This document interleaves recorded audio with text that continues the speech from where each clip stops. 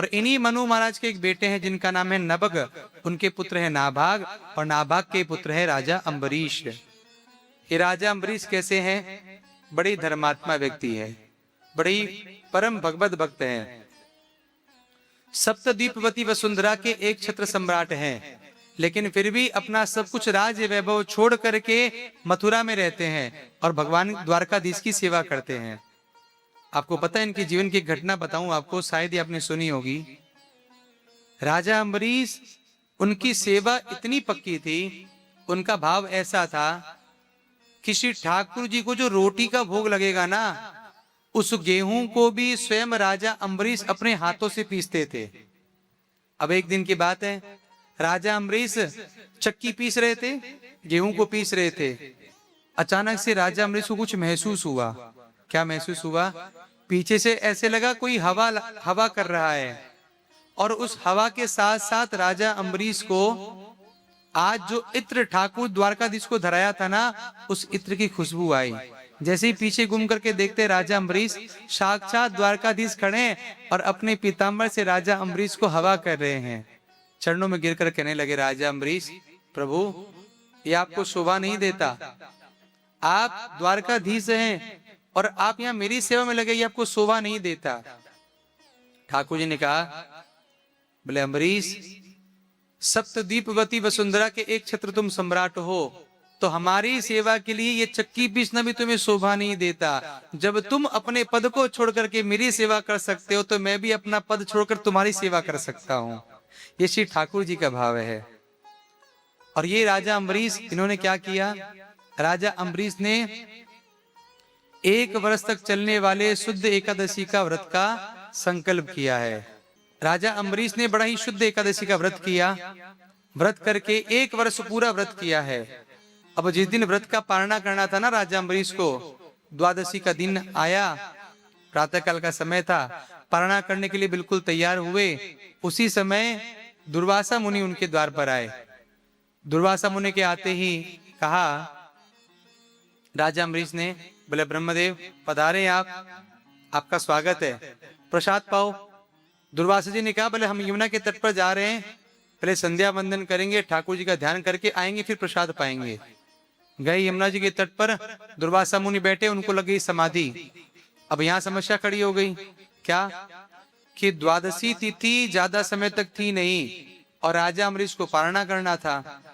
अब ब्राह्मण को भोजन का न्योता दे दिया, अब बिना ब्राह्मण को जीमा यदि हम जी मिलेवे, प्रसाद पा लेवे, हमें दोष लगता है।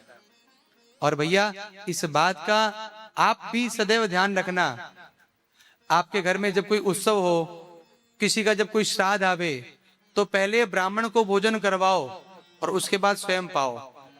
लेकिन एक बात कहूं, बुरा नहीं मानिएगा, आजकल ये दृश्य बहुत कम देखने को मिलता है। क्यों? प्रत्येक व्यक्ति भूख से इतना पीड़ित होता है, भले महाराज खाएं, नहीं खाएं तो छोड़ो, महाराज को पहले हम पाले हुए हैं। ये किन प्रकार से भैया प्रयत्न करना चाहिए कि पहले ब्राह्मण को भोजन करवाओ और वाकई बाद में आप स्वयं प्रसाद पाओ। राजा अम्बरीश ने सोचा, दुर्वासा मुनि तो आ नहीं रहे, क्या किया जाए?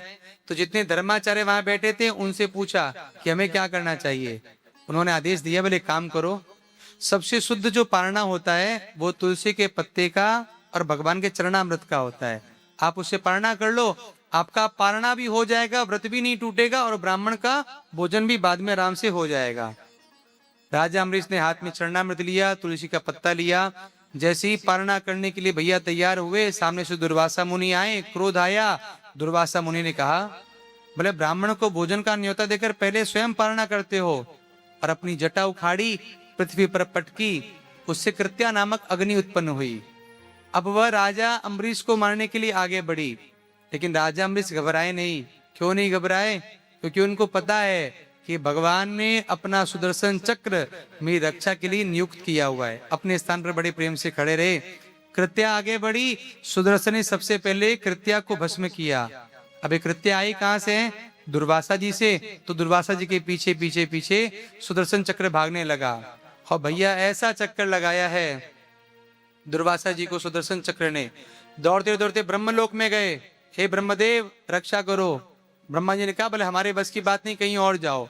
कैलाश गए, महादेव महादेव त्राहि माम पाहि माम, रक्षा करो रक्षा करो। महादेव ने कहा कि देखो भैया ऐसा है, जिसका चक्र है उसके पास जाओ, वही तुम्हारी रक्षा करेंगे। दौड़ के गए भगवान विष्णु के पास, प्रभु रक्षा करो रक्षा करो। और भगवान विष्णु के पास आए तो भगवान विष्णु के पास आते ही भगवान विष्णु ने कह दिया, अहम भक्त पराधीनो यस्वतंत्र इव द्विज, साधु ग्रस्त हृदयो भक्तिर्भक्त जन प्रिय। दुर्वासा जी, अहम भक्त पराधीनो, अरे हम तो स्वयं अपने भक्तों के अधीन हैं, आप हमारे पास क्यों आए हो? आपने जिसका अपराध किया है आप उसके ही पास जाओ। तब भगवान के कहने पर दुर्वासा मुनि वापस आए हैं, राजा अम्बरीश के पास आकर के उनसे क्षमा मांगी। तब हाथ जोड़कर कहते, राजा अम्बरीश, नहीं प्रभु आप ऐसा नहीं करो। दुर्वासा जी ने कहा, बोले वो सब बात में, पहले आप सुदर्शन को शांत करो। तब भगवान की सौगंध खिलाई है सुदर्शन को, तब जाकर के सुदर्शन शांत हुए। इस कथा के माध्यम से सुखदेव जी कहते हैं, राजा परीक्षित ये देखो, यदि कोई व्यक्ति कभी भगवान का अपराध कर देता है ना, भगवान उसको माफ कर देते हैं। लेकिन यदि भगवान के भक्त का यदि अपराध हो गया तो ठाकुर जी उसे कभी माफ नहीं करते। और ये बात बिल्कुल सत्य है।